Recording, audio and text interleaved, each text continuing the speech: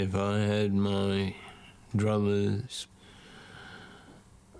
I would never speak about Vietnam. I would just stay in my cave, read my books, take care of my flowers, and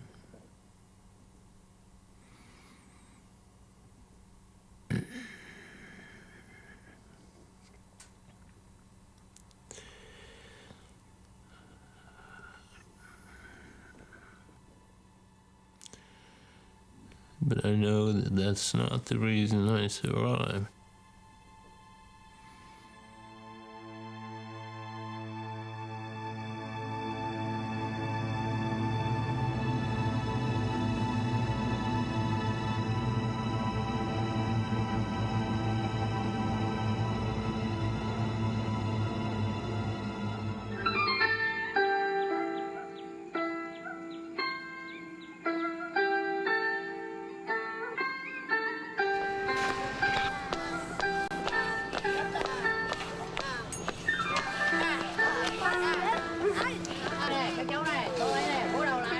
The Friendship Village, aside from my son and Rosie, is the most important thing in my life. An extended family,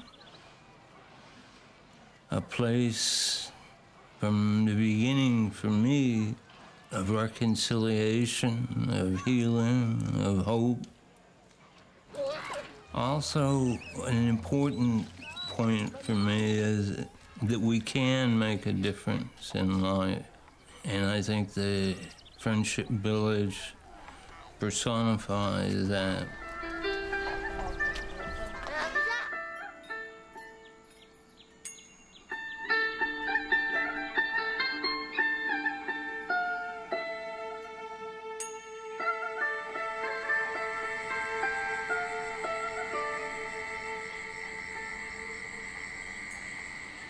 The Vietnam War ended more than 25 years ago, but the wounds of war take a long time to heal.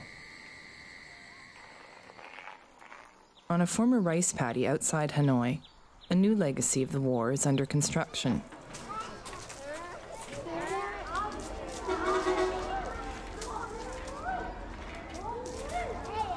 Founded in 1992, the Vietnam Friendship Village is a treatment center and community housing more than 70 children and veterans with illnesses attributed to Agent Orange.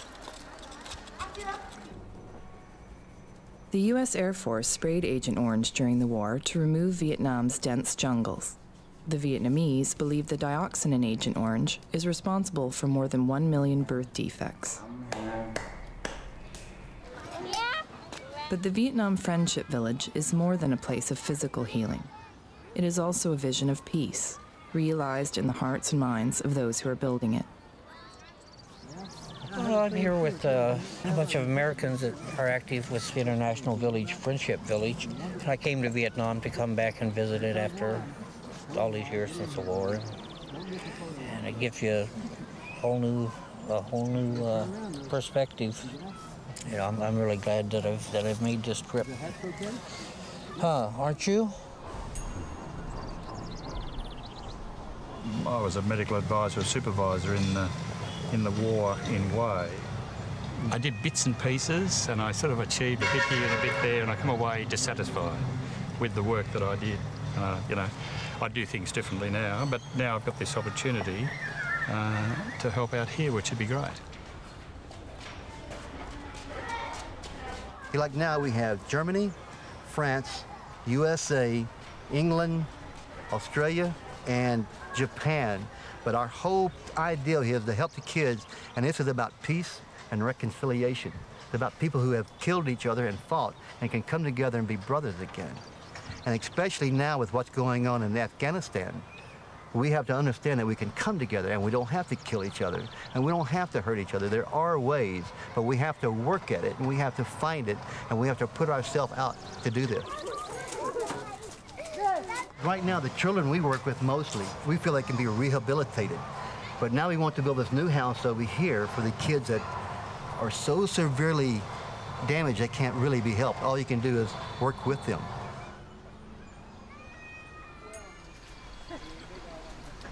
Agent Orange has also affected the health of veterans exposed to the herbicide, including George Mizo, the village's founder. To him, the Friendship Village is a living symbol of the potential for transformation that began with his journey to heal the wounds of war. When I went to Vietnam, I knew none of the history of Vietnam. None of us did at that time.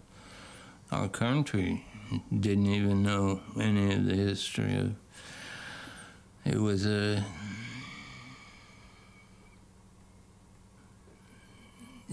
disaster from the very beginning. Asia and the Western Pacific is a vitally important part of the world to the United States. Not only does this area contain a large percentage of all mankind and tremendous resources, but also it is a place where the communists are making vigorous and ruthless aggression. Before the war against the United States, Vietnam's struggle for independence had included over 2,000 years of invasion by the Chinese, French, and Japanese.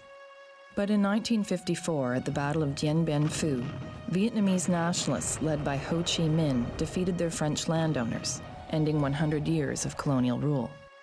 The Vietnamese had finally won independence, but freedom would come at a higher price.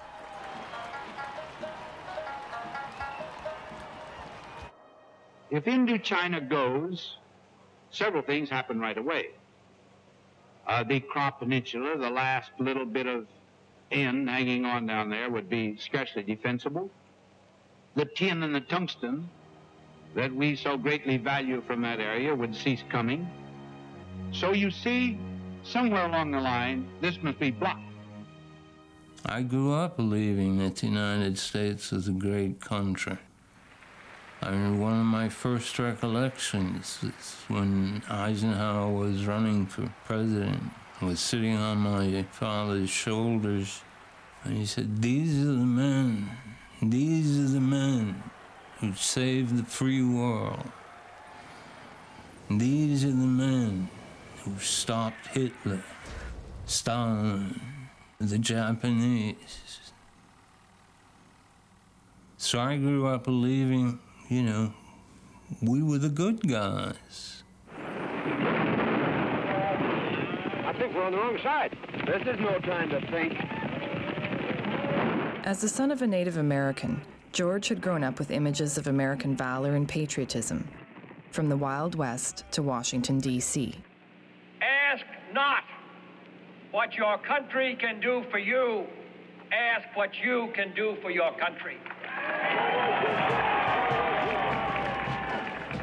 Inspired by his president's words, in 1963, George enlisted in the U.S. Army, where he served stateside until his discharge in 1966. Since the 1950s, the American government had been conducting a covert war in Vietnam. By 1965, it had escalated into an open conflict.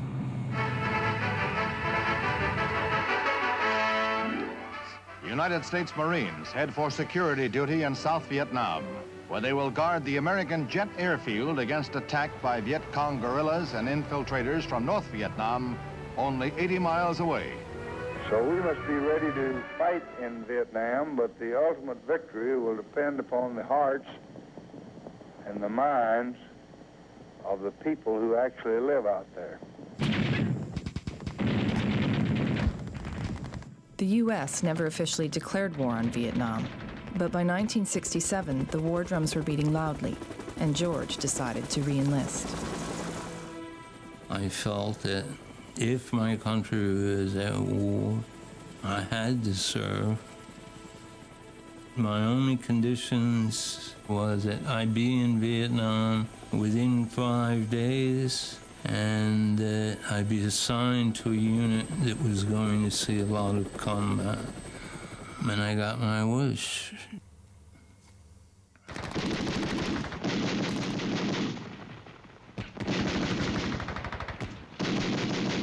As a platoon sergeant in the combat zone, the all-American soldier began to question his country's motives in the war.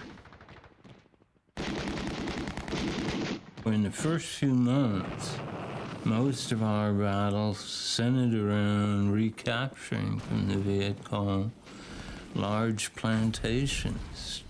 And that was a shock to me. I had no idea that the United States had any financial interest in Vietnam. Then, in mid-67, the American mission changed from harassment and interdiction to search and destroy. Any village found hiding medical supplies, extra food, tunnels, or weapons was destroyed. So here we are killing the very people and destroying the very country that I thought we were coming over to protect.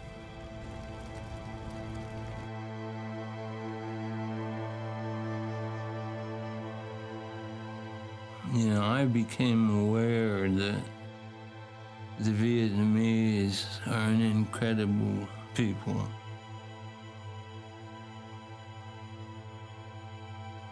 I realized that they had an ancient culture and that they were very peaceful people. So to be in that position was horrible. By the fall of 1967, the 22-year-old sergeant and his men had moved into the Khe Sanh Valley, where they were told that 4,000 North Vietnamese troops were trapped. The real number was 40,000. But for us, it was like whistling, walking by a cemetery.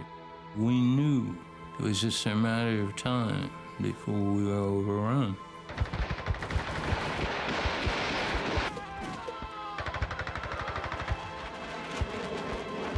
George's platoon fought around the clock and lost many men. By that point, the war had claimed so many casualties that the American government began to draft college students. One of them was named Wilbur. It was around Christmas, but I got a young man named Wilbur, African-American, and he had only been with me for a day or two, and he asked to speak with me privately. He said, "My religion forbids me to kill." And I said, "I come from a Christian home also. And I was raised to believe that it was wrong to kill too, except in war, except for your country." He said, "No, it doesn't say that in the commandments. Thou shalt not kill except for communists. Thou shalt not kill except for people who disagree with our government. It says, thou shalt not kill, period. Boom." As Wilbur began to voice his conscience, George began to hear his own misgivings about the war. Then he asked me to help get him sent home. And I thought about it, and I thought about it. I mean, these weren't just my men. These were friends. I mean, these were brothers. And I had a tremendous amount of pain for all of the friends that I had lost, or who had lost arms or legs or both. So after weighing all of this, I told Wilbur, we all would like to go home. We're all terrified. And this is horrible. It's a terrible mistake. But I don't feel that I could live with my conscience helping you get sent home and leaving these other men here to die.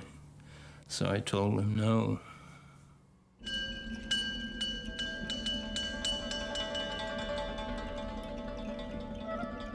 On the night of January 3rd, the North Vietnamese hit all 3 American bases in George's area in an opening salvo of the 1968 Tet Offensive.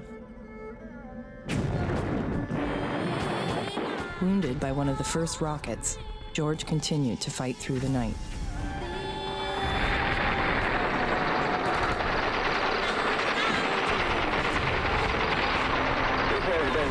on all night long. You just can't believe it.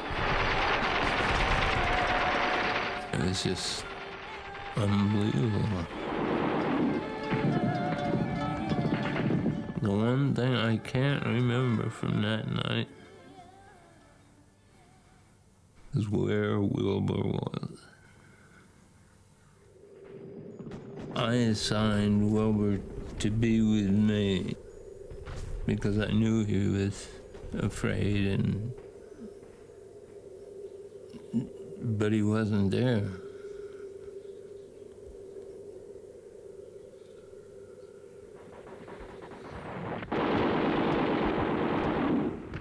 But during that battle, I had another experience. I don't know how to describe it. For the first time, I saw clearly. In the middle of this battle, it was like everything stopped and I was looking at a movie. I remember it like it was yesterday. And I remember saying, this is bullshit. This isn't about democracy versus communism. This isn't God's will. This is bullshit. This is hard, created by man for whatever reasons, politicians, or greed, or whatever.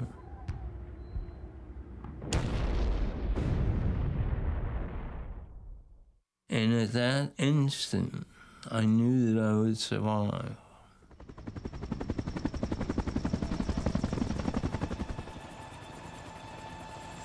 At sunrise, a commanding officer ordered the wounded sergeant to be medevaced out. And I was so torn. And I said, I'm not going. We came together. And he said, yes, you are. That's an order. So I got on the helicopter and was flown to the hospital in Chugai, and then to Japan, and then to Fort Lewis, Washington. And it was some time during that time period when I learned that my unit had been overrun.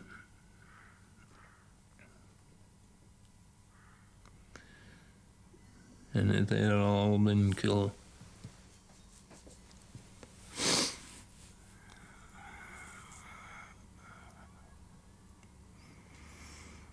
And that's when I made a conscious decision to protest the war and to refuse to be a soldier.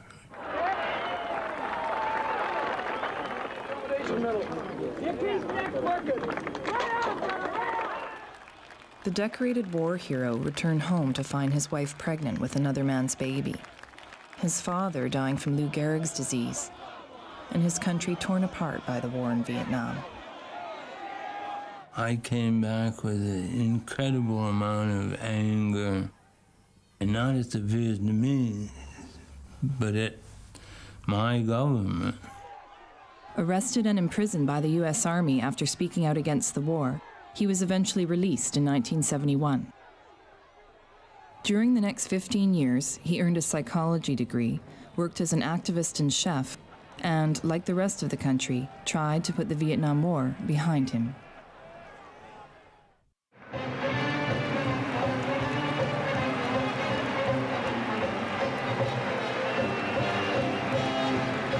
What we're seeing is the end of the post-Vietnam syndrome, the return of realism about the communist danger.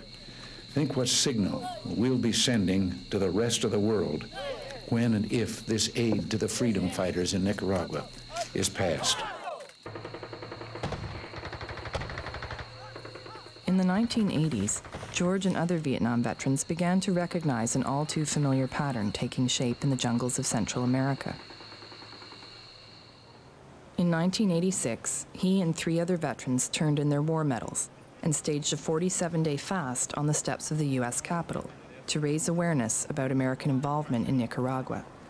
Our guiding principles was the Nuremberg laws, that when a government acts contrary to the will of the law, the people not only have a right, they have a responsibility to speak out and to stop that violation.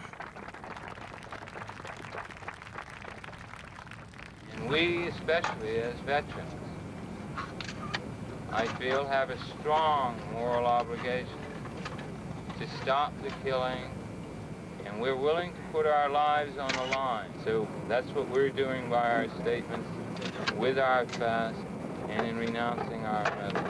Thank you all for being here. When I sat down on the steps of the Capitol in Washington, we knew what the Reagan administration was doing. We knew about the covert activities and the Contras and the death squads, and that administration is in violation of my country's laws. And that's why we sat down on the steps and we said, we're not moving.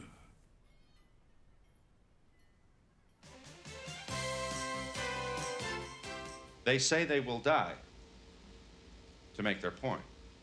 We want the American government to know that there are at least 4 Americans who care enough about what's being done in their name to make a sacrifice for it. We've done it for war, and if I can't do it, we can't do it for peace, and my life has no meaning. On the 47th day of the fast, a doctor told the veterans that if they continued, George would die within the week. Having achieved their goal of raising public awareness, they decided to end the fast. The Veterans Fast for Life, for me, was very, very significant for a lot of reasons. And one was that I saw what people can do. It ended up with us getting over 10,000 letters a day, and people came to the steps by the thousands. When did you hear about them? I met George at the Peace Pilgrimage in summer in Germany. And learned he was going to do this. And then I heard about it first, and then I tried to support it in Germany, and then I decided to come here. And that's when I realized it was people bringing people together and stopping war and creating the opportunities for reconciliation and for healing.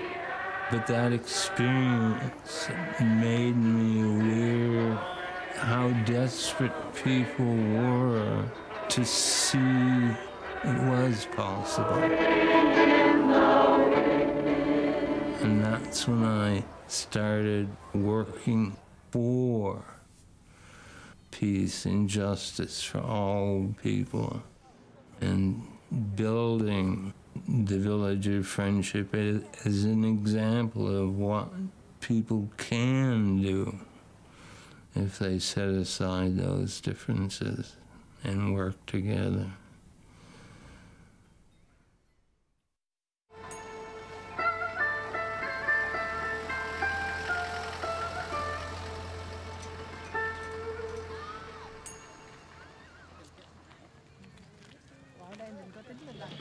The roots of the Friendship Village stem from the desire of veterans from France, Japan, Great Britain, the United States, and Vietnam, who have come to the conclusion that we must find non-violent means to resolve conflict, and who want the Friendship Village to be an example of how people from different countries, different cultures, and different backgrounds, even former enemies, can put aside those differences to work together to create something that represents hope, healing, reconciliation. The very first meeting for the Village of Friendship was in Paris, and I remember how they came out and said, let's create a village. And it was like, wow, that's a great idea. not having the slightest idea of how this is going to work out and how you make it from this idea and this dream into something that would really work and be as helpful as it was intended. Quand nous avons eu cette idée, on nous a pris un peu pour des gens un peu fous, même peut-être très fous, parce que l'idée était belle, mais beaucoup de gens n'y croyaient pas. C'était d'abord, au départ, sur l'avenir heureux de l'humanité. To oversee the project, the Vietnamese government created Vietnam's first veterans organization, electing General Tran Van Quang as its president. General Quang had been the field commander of all troops in Georgia's area during the war. He was also the man who had planned and led the battle at Khe Sanh, killing George Maizo's entire platoon. The battle that I described previously, the Battle of Khe Sanh, General Quang was leading that battle and actually fighting in it.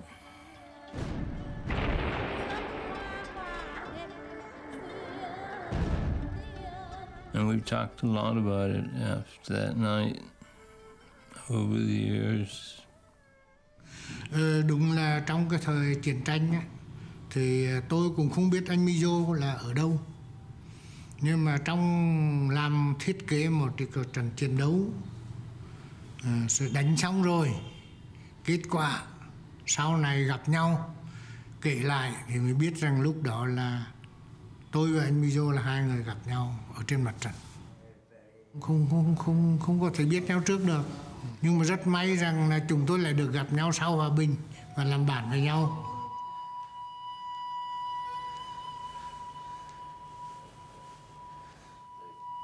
He's a beautiful human being.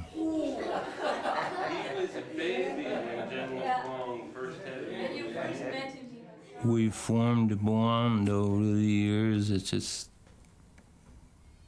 never in my wildest expectations would I have believed it. Thank you. He said, please, when you go back to the United States, tell the American people we don't hate the American people. We did not drop our troops into the cornfields of Ohio or into this beautiful country to kill their children. Chúng tôi luôn luôn nhận thức rằng người Mỹ là có hai lớp người khác nhau. Một lớp người là đại đa số nhân dân Mỹ là tốt, là những người bạn của chúng tôi. Chúng tôi nhớ luôn hình ảnh của hàng trăm, hàng chục ngàn người Mỹ biểu tình để phản đối cuộc chiến tranh ở Việt Nam. Chỉ còn một thiểu số là đại biểu cho những cái công ty độc quyền về vũ khí, đó là những người ham muốn chiến tranh xâm lược. More bombs were dropped over Vietnam and neighboring Laos and Cambodia than all of Europe during World War II. Unexploded bombs and landmines still litter the Vietnamese countryside, killing and maiming over 2,000 people each year. But the war's most insidious legacy lives on in the soil. To uncover the enemy, the American military sprayed more than 72 million liters of the herbicide Agent Orange over Vietnam's jungles. We had no idea when we were in Vietnam what they were spraying. I was told it was a mosquito spray, harmless, don't worry about it. Today, vast areas of South Vietnam remain contaminated with dioxin, a component of the defoliant and one of the deadliest chemicals known to mankind.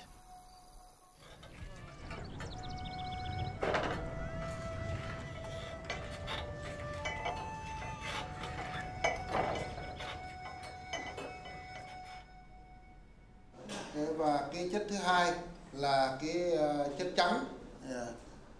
Cái diện tích mà chất độc hóa học phủ xuống Việt Nam là 2.924.934 hectare. An American soldier like myself, I was here from about mid-68 till June of 69. I was actually sprayed. I used to see the planes flying over. We used to drink the water, and it would be in the water.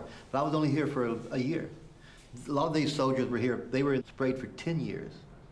But still, there's a lot of American veterans, a lot of Australian and Korean veterans who have physical problems and their children have problems. So I've had no physical problem I know of, but my wife had 2 miscarriages. So, was that Agent Orange? We don't know.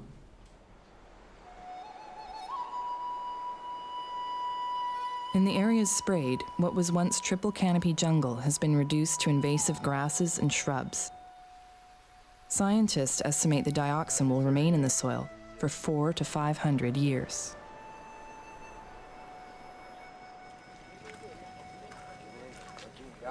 So if we go across, find ourselves the drainage ditch from the base, walk across and up a little, we should get it. We started doing our dioxin research in Vietnam in 1994, which was only a couple of years after the country had opened up to the outside world.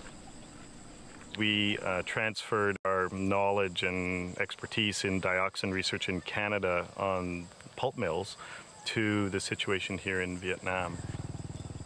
We chose the Alloway Valley as our study area, particularly because it is a very isolated area. It's a very strategic location on the Ho Chi Minh Trail, which was very heavily bombed and sprayed repeatedly with Agent Orange throughout the American War.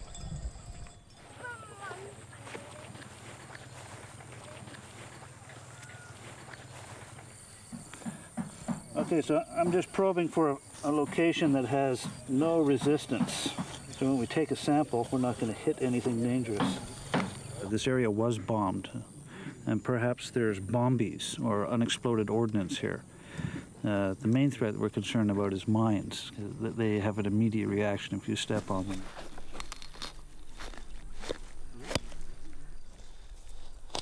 There we go. Following our surveys, we nailed it down that dioxins were especially prevalent in very high concentrations around the former Asso military base, and it was especially found in high concentrations in the soils as well as in the duck fat and fish fat. The levels we're finding in people here in Alloway are amongst the highest in the world.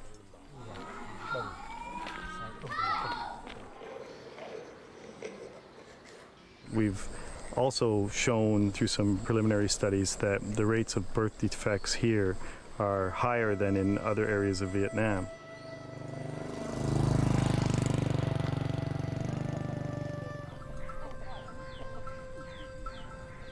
You're seeing long-term impacts of Agent Orange and dioxin through many generations, I guess for a couple reasons. One is genetics passing from soldiers and people who are exposed, passing it on to their children.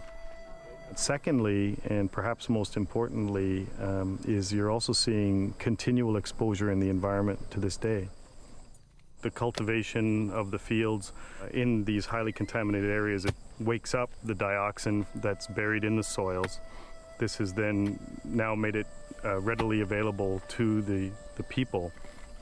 It's entering their bodies, and then they are passing the dioxin to their children just through the genes or also through the breast milk.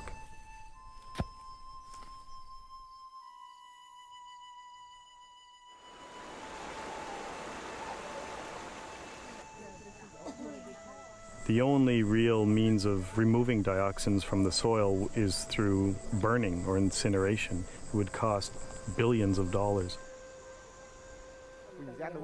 What can be done, and what we have been doing here, is trying to educate people through awareness programs, trying to teach the residents how to avoid contamination. We've clearly demonstrated that 35 years following the spraying in Vietnam, it's still an issue. It's not a historical issue. It's an issue that's still affecting people to this day. What we haven't been able to demonstrate is the direct linkage between Agent Orange concentrations in people and birth defects. The U.S. is currently negotiating with the Vietnamese to this end, but these negotiations will take years to be completed.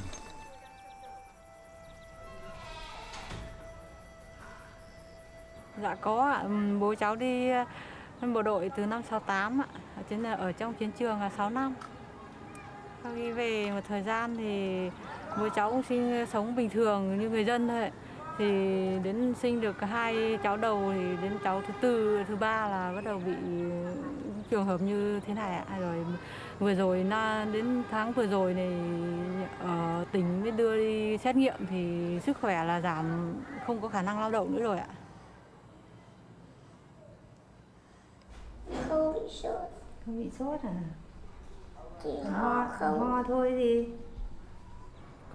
Sau thời gian về chỉ có thấy là nó ngứa, tự nhiên ngứa, còn đau đầu với đau thần kinh bây giờ là suốt bây giờ đấy, nó kiểu nó nóng hết ngoài da là có cái hiện tượng, rồi các cái đốt tai là ngẫy ngang.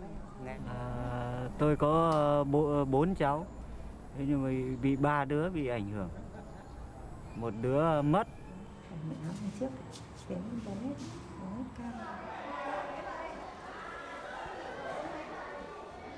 Họ giải chất độc cháu cảm thấy nghĩ là buồn ạ, buồn vì bọn cháu bị bệnh ạ.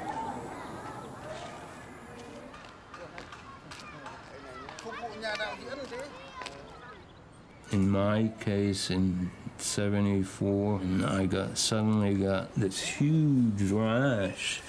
I got delirious. My feel was like 105. The bottom line was, we don't know what it is, but something's killing your immune system. So that was the first inkling that I had been exposed to Agent Orange.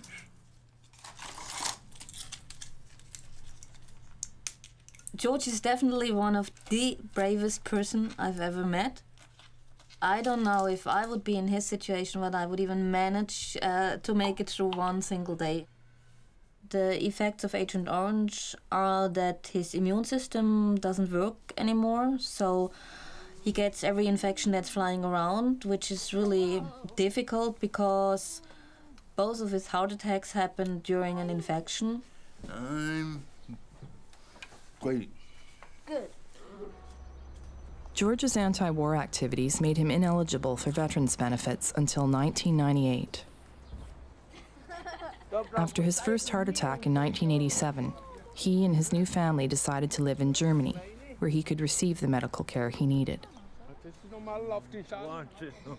George also, as a late consequence of all the poison in his body, has constant pain, especially in the joints. We also know that a third heart attack is very dangerous and he might not survive it, and that's a constant fear. You don't need to be afraid. We're not gonna hurt you.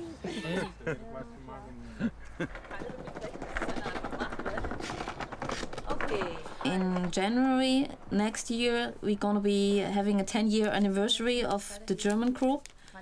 Our main job was basically to raise money, and we started very small, and we're still not really a large group. We do a lot of fundraising with concerts, with bake sales, with flea markets, with little actions of people.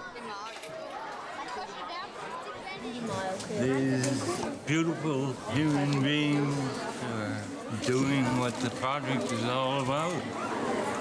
Their way of sharing, caring about those who don't have what we may have.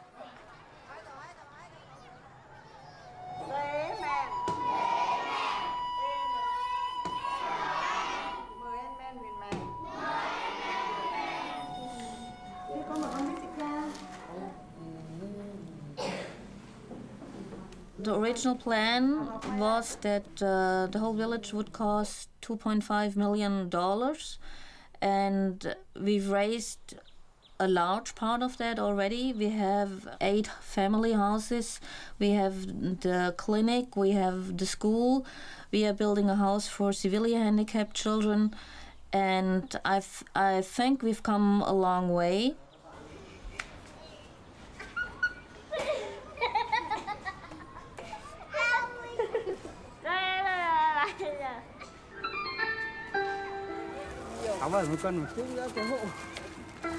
The International Committee intends that the village will become self-sustaining.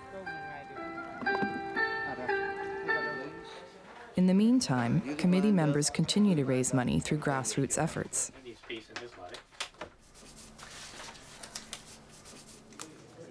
Ironically, the American committee has raised the least amount of money. To the International Committee, it is a sign that the wounds of war have yet to heal.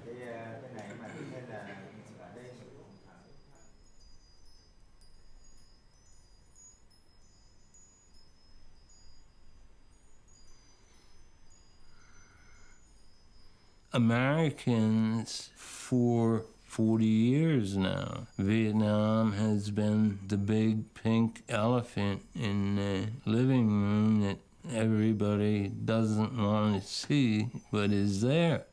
There's a lot of healing that has to go on if we're to get beyond that pain. But to be able to get beyond that, we have to confront our fears. Confronting our fears means meeting, sharing, learning how to trust with our former enemies. And it's very hard. It's very hard. After the war, they come from the war, and after the war, they return to their village, and now they have two children, and one of them is inside this house and problem with the mental. Now the youngest brother is starting to develop similar symptoms.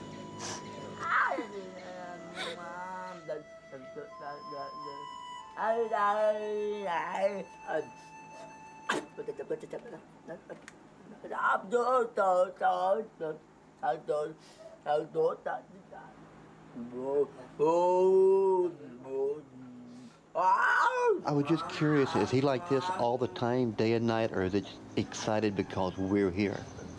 Vâng, cả đêm quá. Nửa đêm cháu thức dậy là cháu cũng... All night.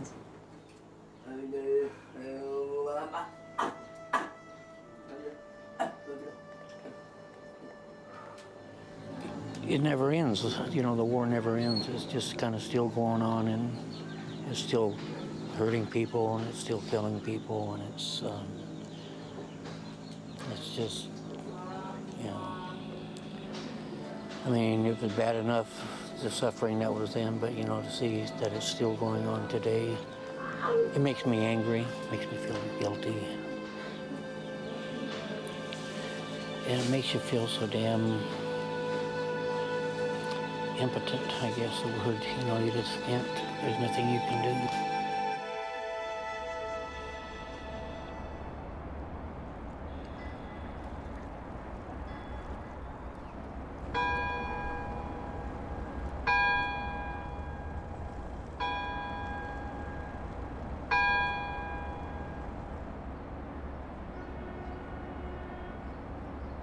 I believe very firmly what Gandhi said.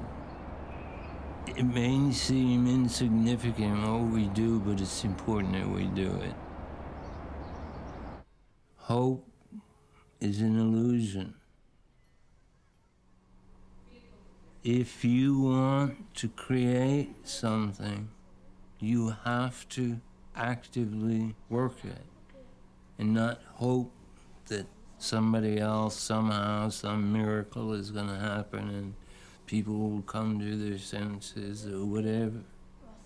We either will create a world of peace or we won't. But it's our choice. Just in my lifetime, I've watched the American people, for the first time in history, stop a war in progress. I've watched the civil rights movement go from when I was a child, segregation was the law. I've watched the American people stop the production of 112 nuclear power plants. None of these were started by huge organizations, by superheroes or heroines. Each and every one of those was started by one, two, or a handful of people who said no. Tôi nghĩ rằng cái làng hữu nghị cũng như là nhiều cái công trình giống như làng hữu nghị sẽ nhắc nhở chúng ta một cái điều là không nên gây ra chiến tranh, nên hòa bình hợp tác với nhau để cho không những thế hệ của chúng ta mà cả thế hệ con cháu của chúng ta cùng được sống yên lành, vui vẻ và có cuộc sống tốt đẹp. Le village, c'est une toute petite lumière dans ce tunnel dans lequel nous sommes actuellement. Mais avec une petite lumière, on va quelquefois vers le soleil.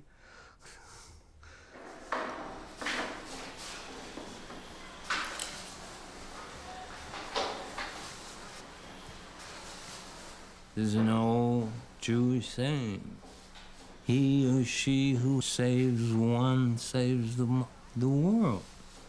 And I know that together we can literally stop that progression of what is in fact a suicide of this planet.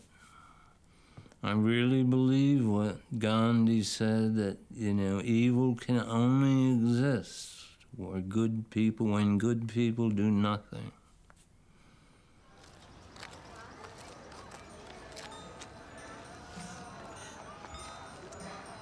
We can make a difference, each and every one of us.